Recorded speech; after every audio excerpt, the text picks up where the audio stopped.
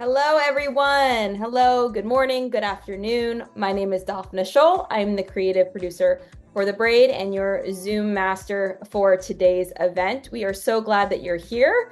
If this is your first time to a Sunday with The Braid event, welcome. If you're a returning patron, welcome back. Please let us know where you are tuning in from in the chat. Now, before we begin, as always, I have a few technical reminders. Uh, your audio function is muted, and that is just to ensure we don't have any accidental interruptions during our conversation. If you'd like to use the closed captioning function, that is enabled, so you can click the CC button at the bottom of your screen there on the Zoom screen, and text should pop up and appear if you need that.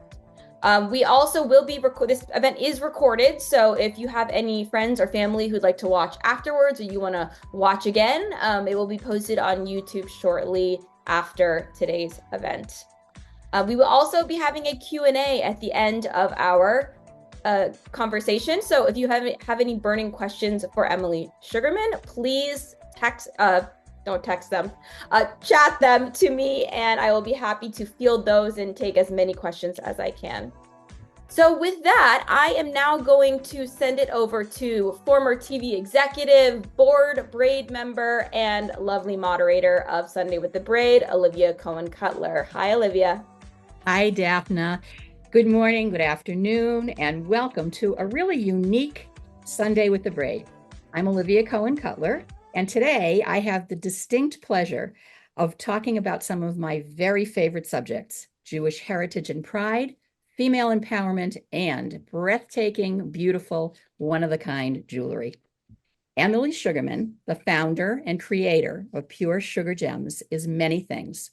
She's a proud Jew, the granddaughter of Holocaust survivors, the daughter of a mom born in a displaced persons camp in Europe, a devoted wife to her Israeli husband, and the loving mother of two rambunctious 11 and 13-year-old sons.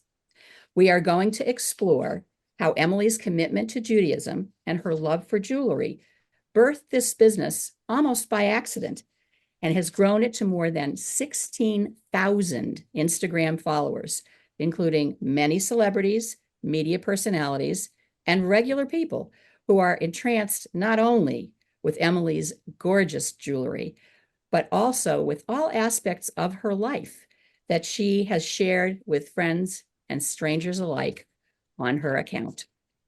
Before we get into our conversation today, however, we are very, very lucky because the Braid is a global theater organization, we are delighted to share a story from the Salon archives that was written by Liz Altman about a very special piece of jewelry. It's entitled L'Ador Vador, and it is performed by Ronit Gilbert Aronoff. Ronit?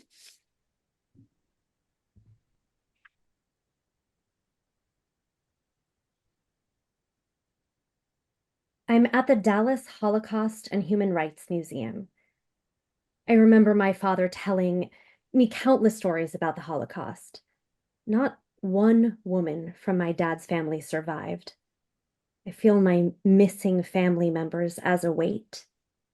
When I visit concentration camps, I always wonder, am I walking where my family members have walked? In Holocaust museums, I always look at the faces in the photos and think, am I related to you? As I ascend the stairs of the museum, I look at the very first portrait. It's a couple and their Zavtik baby girl. The unsmiling baby is sitting on her father's lap, barefoot in a white lace dress. The father is dapper in his dark suit and high starched collar. He tickles his daughter, probably hoping that she will smile. The mother stands proud behind the other two and is wearing my necklace, a gold and diamond pendant necklace. Goosebumps rise on my arms, tears well in my eyes. This portrait is of my mother-in-law when she was a baby and her parents. Now, I don't know where this necklace was before this photo, but I do know how this well-traveled necklace came to be mine. It's a few days before my last set of law school finals when my boyfriend asks me to marry him. I'm so excited and in love, I don't sleep for a week. I will be the first daughter-in-law in his family. Weeks later, I'm at my future in-laws' home for dinner. I know I hold a special place in my fiance's mother's heart when she says, Liz, I want to give you a gift in honor of your engagement. I have something in mind. She gestures and I follow her to the bedroom. She says she wants to give me a piece of jewelry that I have three to choose from. I'm ridiculously particular. How am I supposed to remain respectful and polite and not accept anything? She starts by offering me an aquamarine pin that is very modern. It's beautiful, but not me. The second possibility is an amber pendant. Seeing my expression, she quickly moves on to the third choice, a little delicate diamond and gold pendant necklace. Before I can say thank you, but no thank you, she says, this necklace was sewn into my petticoat right before I escaped from the ghetto. My father wanted me to have something I could barter in case of an emergency. This sentence takes my breath away. Here I am, a relative stranger, yet my future mother-in-law wants to give me this important relic. She sees I'm moved and puts it around my neck. Her unconditional love and trust sweeps over me. Every year, without fail, I wear the necklace on Yom Kippur. I tell her, when I wear the necklace you gave me, you are with me. And so is all the family that I never knew.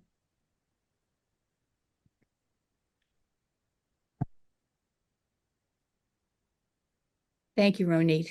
That was beautiful. Liz Altman, thank you for letting us use that gorgeous piece. Liz just told us that her mother-in-law, Brigitte, who is 100 years old, is also watching us today. We thank you both. And now let's welcome jewelry designer and creative entrepreneur extraordinaire, Emily Sugarman. Welcome, Emily. Thank you so much for having me. And that story couldn't be more appropriate for this moment for me. I just want to thank you for the opportunity to talk about my family, especially my grandmother. Well, good. That's a perfect segue. Yeah. And we didn't even practice that. So Yeah. start at the beginning. Well, tell us about how you grew up. Tell us about your family. Tell us who was the most influential in shaping your identity as a Jewish woman. So for sure that would be my grandmother. We moved to my grandparents' house in San Bernardino, Fontana, California. I don't know if you guys know where that is.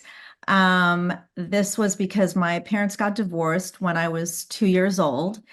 And my mom found herself in a position where she had to go back to school, and she had a little girl. And my grandpa Koss told my mother, come home, we'll take care of you.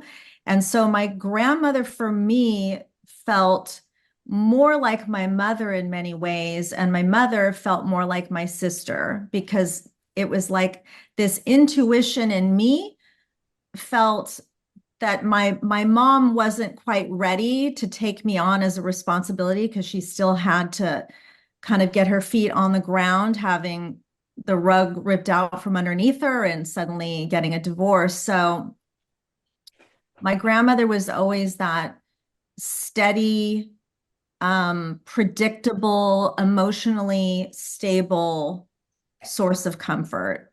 So for sure, she was the most influential to me in those formative years, between 2 and 5 years old. So you've mentioned that your grandmother's love for Judaism and jewelry played a really important role in your life. Tell us about that. Well, I mean, I think there were a lot of moments for me as a a young child, I was terribly shy, and I don't know if I was internalizing the divorce and what was going on around me. Felt there was a lot of anxiety and stress I could sense from my mom. And so very early on, the food, and you can attest to this, Olivia, on my Instagram page, food and jewelry became that source of comfort. My grandmother would be cooking food, and then we'd go to her jewelry box, and I would try everything on. And it was a very sensory-filled experience that would regulate my nervous system. The way she smelled, the stories she told me, the way the jewelry looked and felt, and then I get to try it on, and I could like escape to a place in my head far from San Bernardino, which was at the time a very rough area. It's not what it is today, and we were really probably a handful of Jewish people in that area. Mm-hmm. So you already felt a little bit other. And of course, with my grandfather, he would tell me stories about the war. And so I had a very, interesting take on the world at a very young age.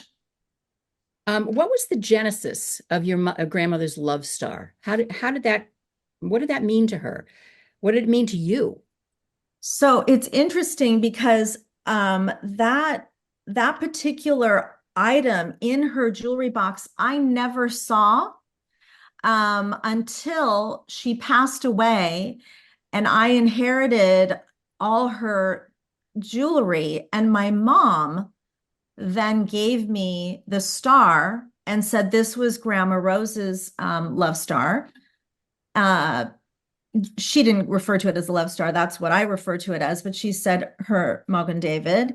And I know that you have expressed a need to show your Judaism in a way that I never felt comfortable.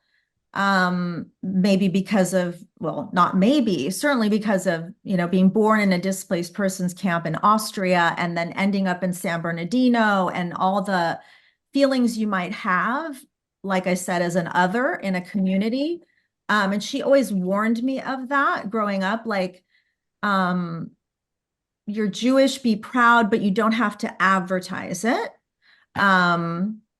But she knew that I was part of a generation that felt differently and felt like I want to wear it. And she always kind of, I don't know what she was thinking when she'd see me put it on, but there was a mixture of like nerves and sort of maybe pride that I was so forward like that and not afraid. Well, that seems to be a theme, the not afraid. Yeah. So we have on the screen now the pictures of your love star. You're wearing one. Can you hold it up and show it to everybody? There it is in a picture. Now, show it in real life. There we go. Real life. This is the big love star. I do 3 different sizes. This is the exact size of my grandmother's original. But you can see it's sizable. It's about the size of a quarter. So I have other sizes, the midi and the baby. For people who maybe want to wear it and never take it off, there's like one for everybody, for whatever. Yes, and I'm gonna insert myself here. I don't know if we can do this, but I too have a love star. It's right here. She has the midi with I have diamonds. the midi with diamonds right here. There we Why go. not? Yes. Why not? And I wear it with a little honey pot and a honey stir. Oh, All of which are diamonds because I love a diamond. of Okay, course. let's get back to the real part of this. Yeah. Okay, so you've told me that meeting your Israeli husband and your love for him and his family in Israel has been a powerful force in your life. Let's talk about that. So, growing up, once my mom was able to get a job as a teacher in Beverly Hills, we moved to Los Angeles. And my family was very much sit back and let Emily figure out her tribe. There was never a heavy hand in like you must marry a Jewish boy or you must date a Jewish boy. And I give them a lot of credit for having come from the background that they came from and just letting me travel around and date many people, only one Jewish boy besides my husband. And so in the end, they probably got what they wished for because I married not only a Jewish boy, but an Israeli boy who was, in the Secret Service. He was a high-ranking member of the IDF, a paratrooper, elite paratrooper. I think if sometimes we allow our children to just travel the path, and it's hard, believe you me. I'm sure there were many boyfriends where they thought, oh God, don't let this be the one. But the interesting thing is, though, the one other boyfriend that was very similar to my husband was a Southern Baptist. And the reason why they're similar, I mean, in their essence, in their soul, in their love for me, the kind of love that you don't tap dance for, and the kind of love that's so available to you without any conditions. So I think my grandmother just wanted me to have love, no matter what form that came in, and I felt that, and I inevitably ended up with the right person for me. But it definitely, being in the position that we are in now as a people, I couldn't be more at peace and grateful to be with an Israeli and a Jewish man, because I hear it a lot. I'm becoming more Jewish after October 7th. It is true, though. I think that's something that many, many Jewish women, especially younger generations, are feeling right now. 100%. Before we go back to that, let's talk about how you got into this business. You worked various design jobs through your career. How in the world did you start this now thriving business on Instagram? How did that happen? It happened so organically. It unfolded in front of me like my grandmother was just kind of planting seeds and laying the path. It really started with a feverish, obsessive, almost chaotic collecting of antiques and vintage jewelry during the pandemic. I think that I I don't I remember my family coming here with nothing but my grandfather was a kind of a big deal in Russia. He was a fur trader. And my grandmother was just showered with jewelry from him. That was how he expressed his love. But that generation, they came here with nothing but things that they could like shove in pockets. And so my take on jewelry was comfort, security, and it was like I was socking it away like a squirrel with nuts during the pandemic. I thought maybe the world was coming to an end. We were all trapped in our own little, homes, and I just collected so much. And the Instagram just started because I realized I had way more than a human being. I didn't have enough arms, fingers, to wear I absolutely understand that. And I have two boys, neither of which care at all about my jewelry. And I just thought, I've always had good taste. I know I can kind of be ahead of what might be wanted or needed or thought of as valuable or the next best thing. And let me share that with an audience on Instagram. And the reason I chose Instagram is because I already traveled through the antique and vintage Instagram space with the connections that I made. So it felt like the right audience? Because that's where I was kind of finding these pieces during the pandemic. Well, for those, I mean, you and I are unfortunately very familiar with the antique jewelry community on Instagram, which I Yes. describe as being going down a rabbit hole. I mean, once you start, there are just I don't know, an endless number of people who have exquisite jewelry that they have sourced from vintage dealers and that they're selling. But explain a little bit about how Instagram works, because we may have some people in our audience that are not as familiar with the platform. Can you talk about that? Sure. So, I mean, Instagram is driven by an algorithm that sees what you like, sees what you scroll past. Um, it targets you as as a person in terms of your interests and disinterests. And um, the challenge is that you have to really feed the algorithm and get yourself, as you feed the algorithm and you put content on, your demographic can shift and sway. And so, and that's ever changing, right? As we have different political things happening and then you start kind of going a different path, like it just keeps feeding you. It's a back and forth.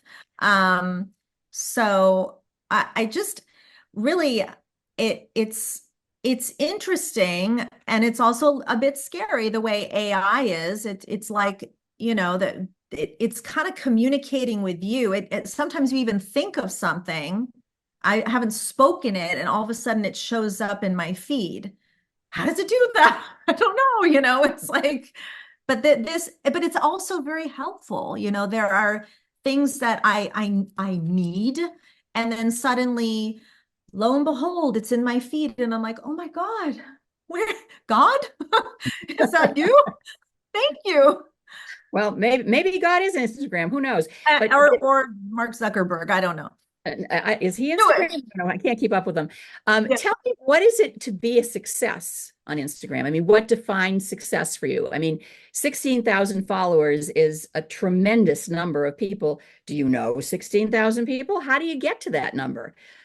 I mean, it's weird because it started in 2021. I just posted my personal collection, and then just, you know, thought I'd sell something here or there. And then one of my customers reached out to me and said, I look everywhere for that Star of David that spells love. And I've seen iterations of it, but the one that you wear is just, it's so unique and so beautiful. And can you help me try and find one? Do you think that your jeweler could replicate it? And I'm a people pleaser to the core, the way my grandmother was. And if I have something you want, I'm like taking it off my back and giving it to you. I thought, let's see, maybe I can replicate it. Well, my jeweler took it to a level like no other. The quality and well, you feel it in your hand, and it's not some flimsy, it's an heirloom piece.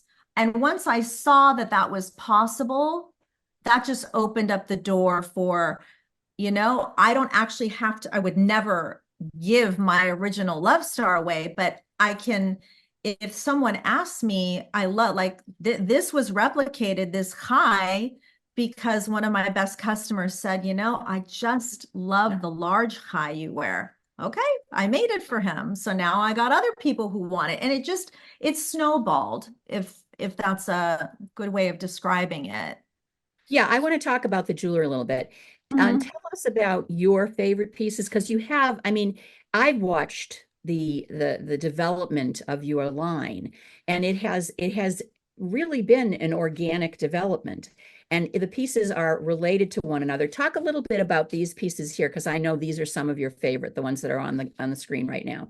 Yeah, I always love the juxtaposition of a great vertical piece within a stack. And I love things in odd numbers. When it comes to, like, when you're designing anything, it's usually in odd numbers. So that the threesome, for me is something like edgy. I want things that are very wearable, especially because this whole evolution with jewelry really, I feel like it really spiked during the pandemic because we didn't really have a whole lot of ways to express ourselves because you're seeing each other from here, right? So, and a lot of it was schmatas, you know, my husband likes to say, oh, you're going to wear that schmata. So yeah, it's a schmata and then it's a lot of jewelry, but I wanted to make sure the jewelry was not the kind of jewelry that didn't make sense with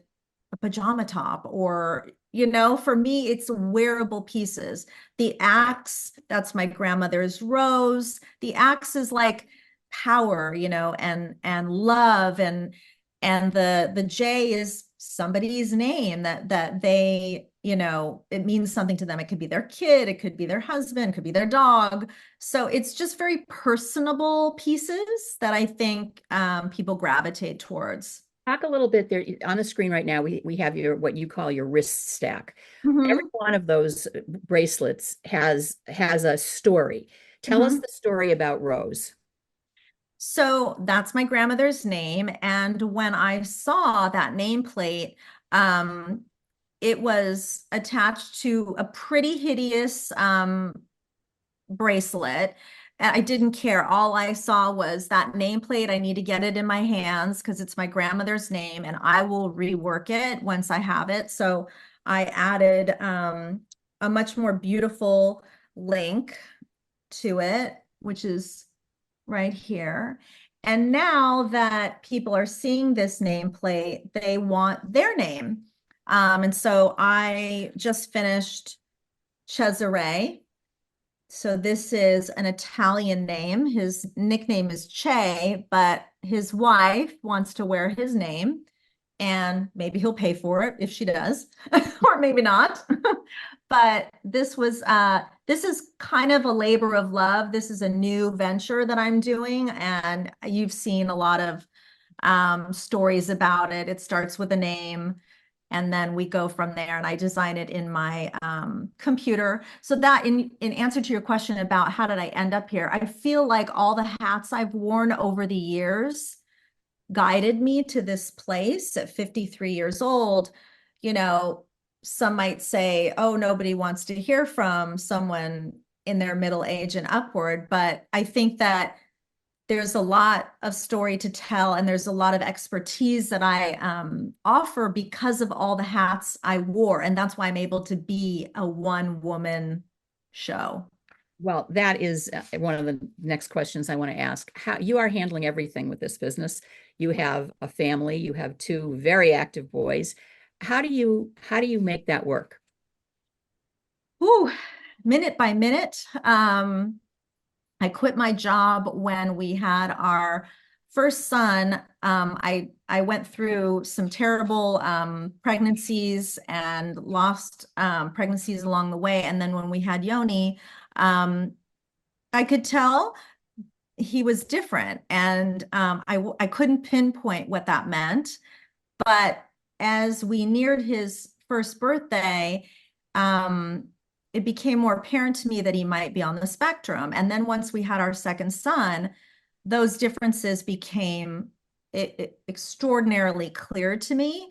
And I realized this is that small window where I can affect their lives positively. And I didn't go through all this struggle to have someone else raise him while I'm working crazy hours at an advertising agency. So I quit and I, you know, spent most of that time, you know, sending him to all kinds of specialists and helping him do early intervention. And um, that's really like, you know, that was my main focus.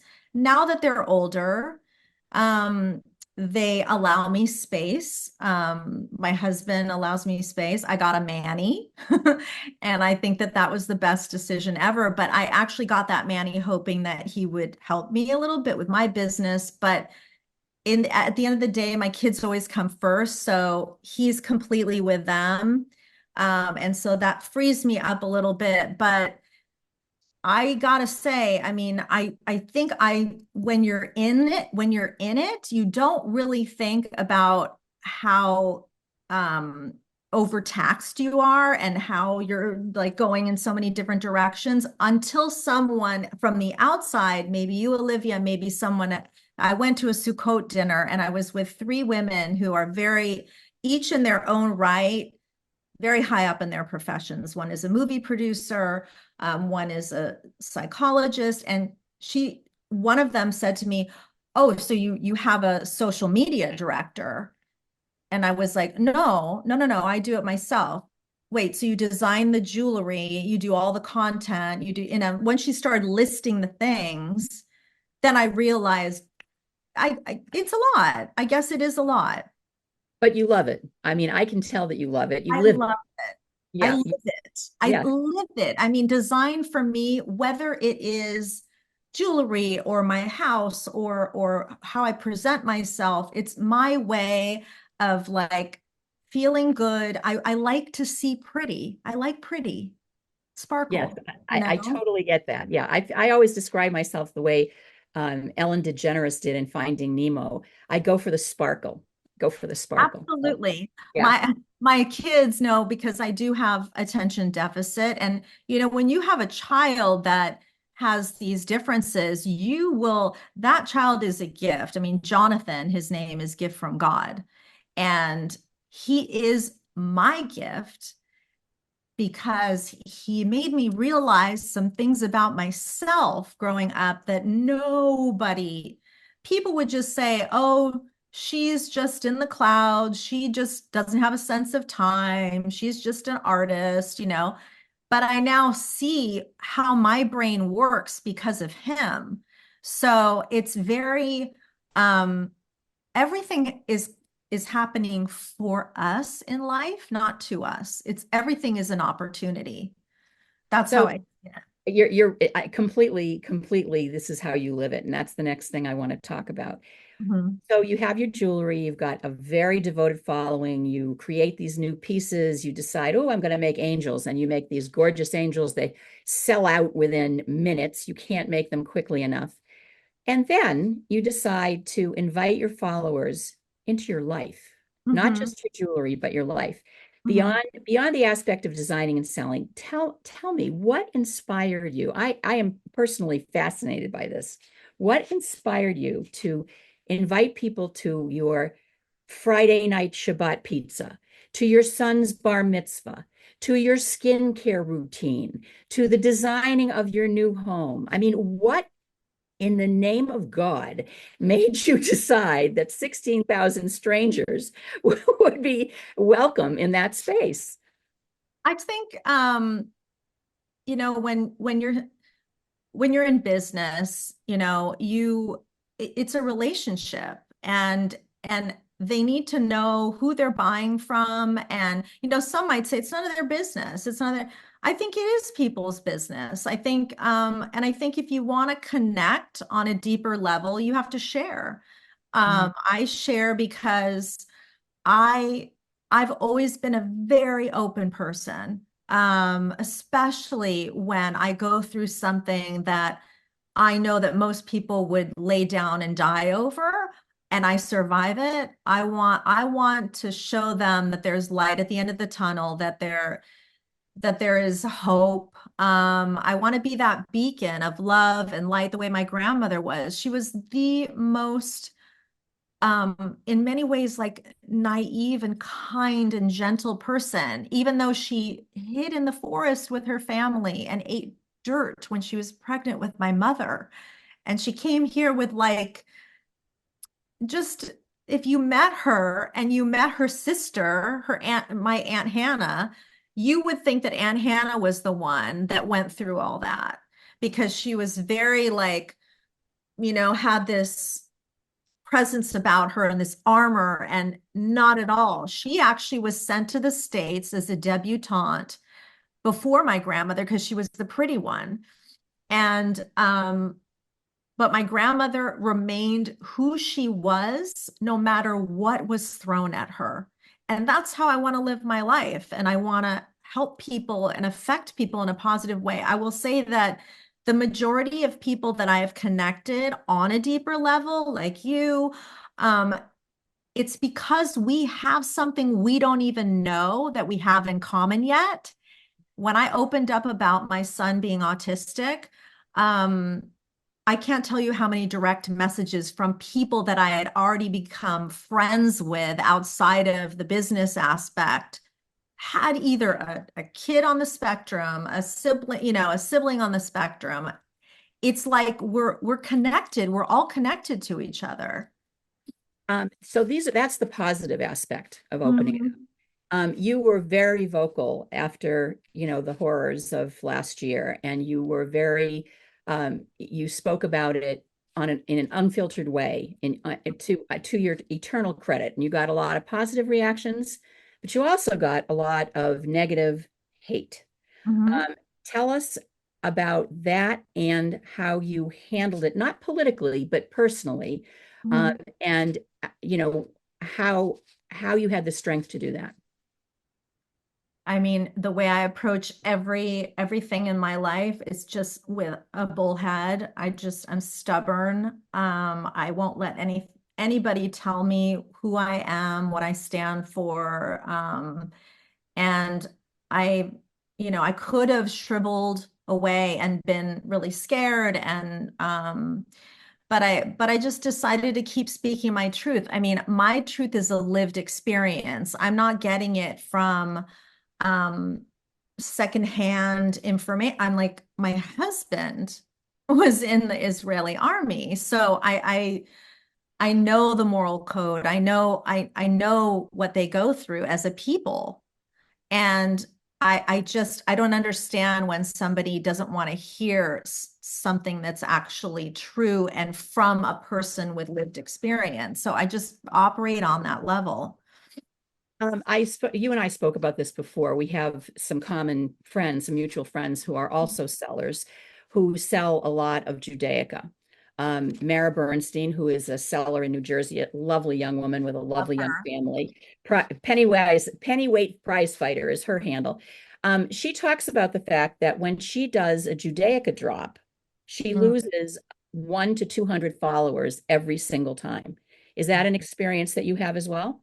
100%. I mean, I know for a fact that I'm in a stalemate right now with getting more followers because I see people that started their account at the same time as me, and they have grown exponentially compared to myself in the past year since I've spoken out. Um, and and again, that's okay, but it's eye-opening. I'm now in the same position in many ways that my grandparents were with my children to when they say to me like should we be like quiet about being Jewish, like what do we do? They're looking to me as an example. The other day I had a t-shirt on that said I'm involved with End Jewish Hate.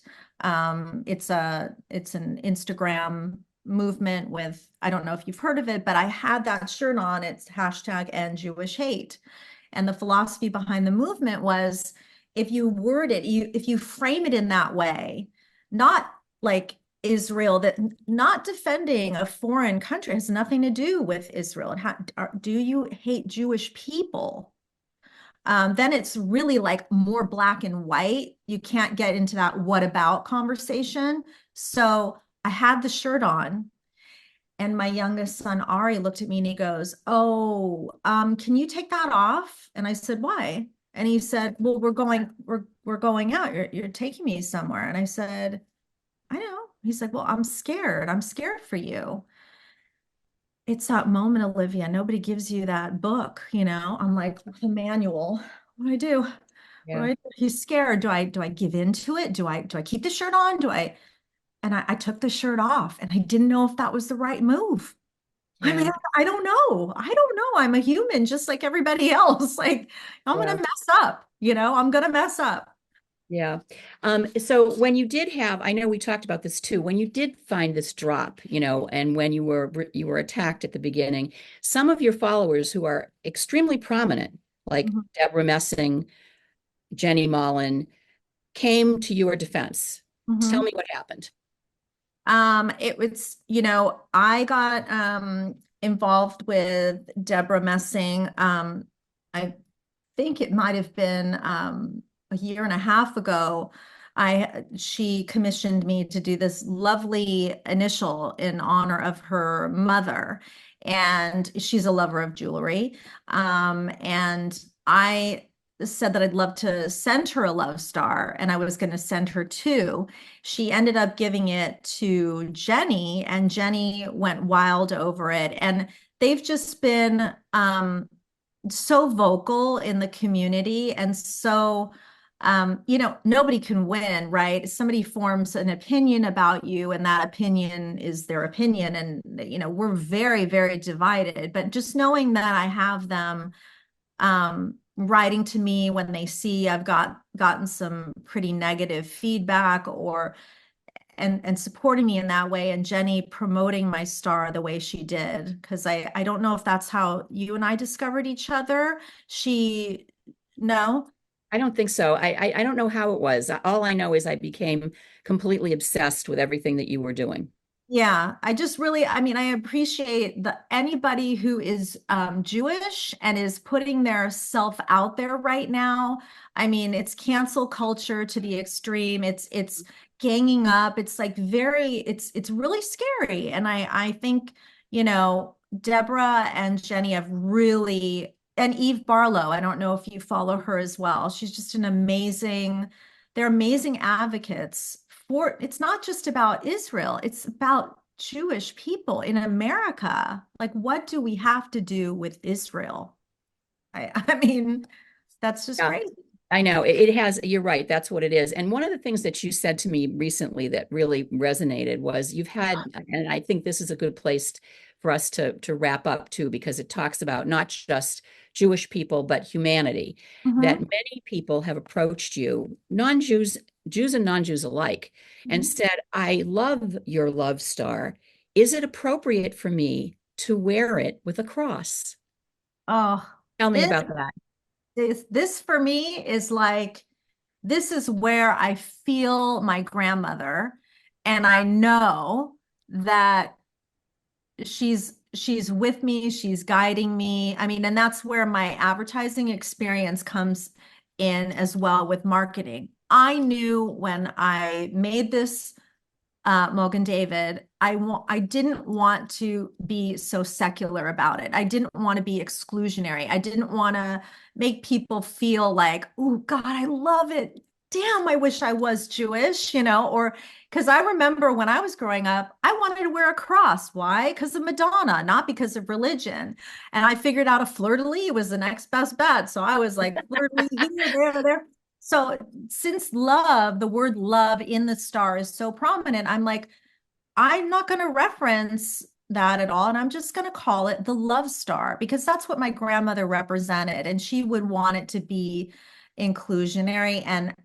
It is worn all over the world now with crosses all together, all the faiths together. It's more, I wanted it to become more of a movement and more of an anti-hate symbolization. Well, I think that you have succeeded because I know that when I'm scrolling through my embarrassingly large trove of antique jewelry sellers on Instagram, there are almost every single, high level account is the person who has that account who's selling the jewelry when they show their jewelry of the day, which is a thing. Your love star is part of everybody's jumble. Well, And I know that I've already have cousins in New York that are buying them. I have all kinds of friends that have, told me how much they love it. And I know I love it. And I love your story. And thank I you am so much. so grateful that you came on today because I think it is a story to inspire all of us on so many different levels, Yeah. Emily. Thank you Thank so much for Thank you so much. I promised I wouldn't cry, but I'm kind of like getting Oh, I'm so verklempt now. delighted. That's my goal is to make people cry. No, it's like So, I really, the love star for me is the foundation. It starts with love in the stack, and then everything else is an expression of who you are. But it's the nucleus. It's everything. It's the beginning of everything. That's it. Love it. That's I all I can't think of a better way to end. Can you, Daphna? I cannot. That was a really beautiful conversation, and I have Cynthia. no tissue. I'll use my kimono. Well, speaking of your kimono, we did get a I know question. there was some questions about the kimono. Yeah. So it's from a friend in Paris, and she makes them out of her house, and she's another woman-owned business. I got a piece of mascara on my face. So I mean, it's one of those things you put on and suddenly you're dressed. And with the pandemic weight gain, it's perfect. Yes, that was very real. That was Yeah. very, very real Yeah. for many of us. Yeah, it's like the sophomore 15. We got the pandemic 20. Yeah, that was all of the baked goods for me. Mhm. So we also did get another question about the material, the metals. What Mhm. is your jewelry made of? So it's all gold. 14 karat is the lowest I will go. It goes up, I wouldn't do the Love Star in 22K. It might be a little too soft, but I only did a very limited run of the Love Stars in sterling silver. And I don't see myself doing it again unless I had a huge, huge order. And by the way, Olivia, you'll love this. It's always food and jewelry. Always. Michael, my manufacturer, decided he deals with sterling silver from another line that he does. But he usually never does it. He has to dedicate an entire bench to if he does sterling silver. And when I wanted it to look aged. And I told him, please don't age it. I want to age it. Don't age it with chemicals because it ends up looking kind of Southwestern. It's very forced and like black and silver and it wasn't organic looking for me. So he said, well, how are you going to do this? And I said, with hard-boiled eggs. And he goes, what? I said, yes, I'm gonna make hard-boiled eggs, and then I smash them in a Ziploc, and I do like a what's it called? Shake and bake? Yeah. The house. It's like a sulfur bomb, but they turned out so beautiful. And some people even wrote to me, oh my God, I see a little bit of egg in my Love Star. Yeah. This is better than I could have ever imagined. I couldn't have Yeah. cooked it up. Oh yeah. That's It how was you know it's authentic when you have a piece. right. That's how you know I care. I'm making an egg salad for you. Yeah. So how long does it take you to make a piece? Um, it's the Love Stars are moving very quickly because if they don't have stones, like Olivia's is the midi with diamonds, that then takes a lot of setting stones. But if it doesn't have stones and it's solid gold, it about 5 to 10 business days. Okay. Yeah. Yeah, and have you had to put orders on back order at times because of how many people have ordered or Not yet. I would love that. I actually asked Michael yesterday. So tell me, if we're heading into Hanukkah and maybe some people will want to get some love stars, like are you we have like a very love-hate relationship. He's my other husband or my brother, or I don't know what he is, but we really, like this constantly. I said, "Are you ready for that? Are you ready for a big order?" And he said, "I'm ready. Bring it. Let's do it." So we haven't had that yet. that's awesome. Well, it's coming. I know it's coming. That's Okay. incredible. Yeah, Hanukkah's a perfect time for that. Yeah. And Daphne, we're putting all the information about Emily's website and her Instagram handle in the chat, right? Yes, yes, we can put that in the chat now. Maybe Susan can take care of that, and then we'll also post it again at the end just in Right. case. Anybody Oh, go yeah. ahead. Sorry, Emily. Go No, if ahead. anybody's technology challenge, and I totally, I mean, I honestly, it's overwhelming. Our nervous systems are so inundated with like, what's this? What's that? Like now, my husband and I went to a concert the other day, and like he didn't have a physical ticket, and it's like in the phone, and it's like it's the email, it's the code, it's the text.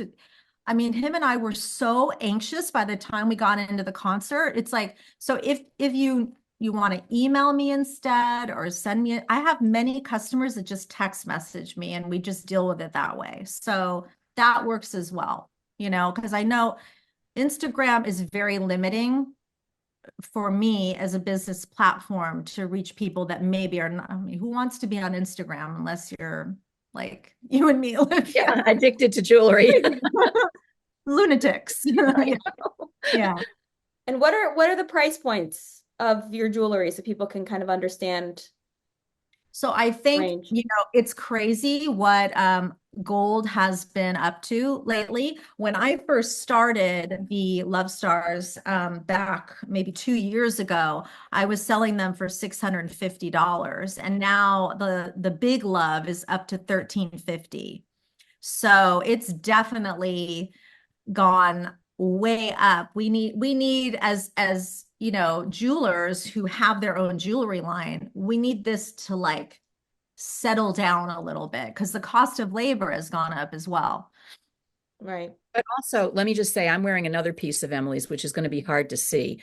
It's a very tiny Emily designed. Wait a second, see if I can find it. Hold on, here it is.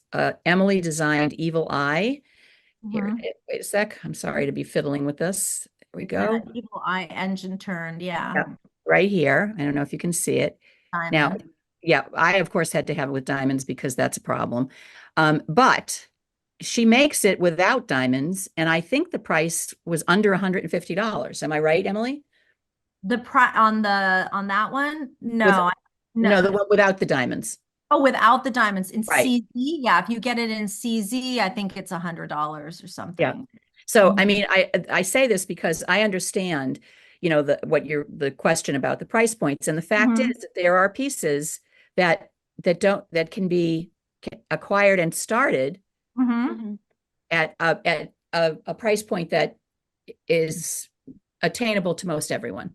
Yeah. And I mean, I tell Michael all the time, like, I need to work with people sometimes. I mean, this is like out of reach and it breaks my heart when someone really, really pines for it and can't do it. I mean, that is also another reason why I put on my website all these buy now, pay later programs because, it's a way to get the piece and also break up the payments. So that is also an option.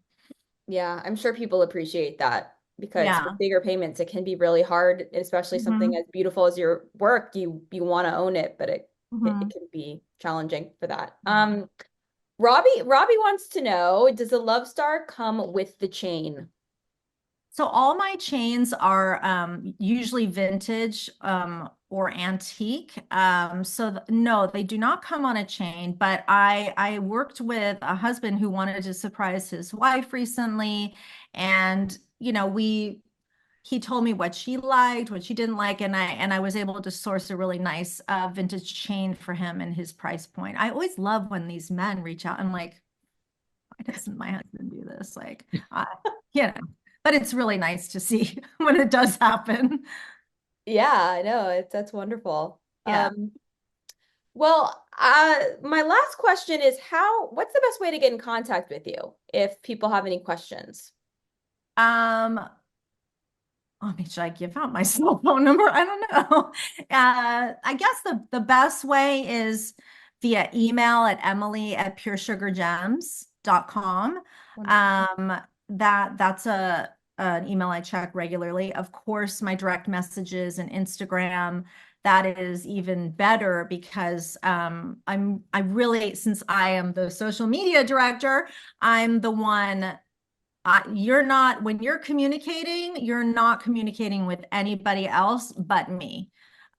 So that's the nice thing is that you are getting, firsthand information from me. I oftentimes send voice messages or videos to people if they need to see how something looks on a body, because shopping virtually like this, I remember in the beginning when I was collecting, I would look at this piece and then it would come in the mail. I'd be like, oh my God, it's so small, And Mm, it's not because anybody's trying to fool anybody, but they take these very micro lensed photography and then you get it. And scale is very, very important. So I work with whoever is ordering from me to make sure they're getting the size that they want and everything that they want, especially when you're paying good money for things. Yeah. Well, okay, I have one last question, and that Oh, is, I'm here. I have one ready. last question, really, one last question, and that is what do you think your grandmother would say to you now, seeing you run this successful jewelry business? Hmm. That's a very good question. Oh my God, I think she would just say that she always knew that I would do something like this, that she always made me feel so special. And like I had a purpose or a message or, so she would just tell me to keep doing what I'm doing and be who I am unapologetically. Yeah. Beautiful. Well, thank you so much for joining us today. I really We, appreciate seeing all these faces. They look yeah, like family members. we are one big family, Yes, we I are. love one it. big I love tribe. it. And now you have to now Emily, you have to become part of the Braid family. I do. What do I I have to know. do? We'll talk. We'll talk. Okay. Well, that's a great segue into talking a little bit about what the Braid is up to now. Well, if you are not a subscriber to the Braid, we have 3 wonderful shows coming up this season. So you can check out our website and become a subscriber. We would love to have you as part of our family. And we also, oh, good, Susan just posted our mailing list as well. You can get on our mailing list so you can keep up to date with all of our happenings. And we have one more thing, which is, that is not it. Excuse me, I have many notes. We have another upcoming Sunday with the Braid. November 10th, we are in conversation with Maestra Noreen Green as she celebrates the 30-year anniversary of the Los Angeles Jewish Symphony. So that is going to be a really interesting conversation if you're a music lover or just a lover of people who are Jewish doing really amazing things. Please join us for that as well. I think that we're kind of at the end of our event here. I want to again say thank you so much, Emily, for joining Thank you. us. Thank you so much for the opportunity. I really appreciate it. And I love you guys for it.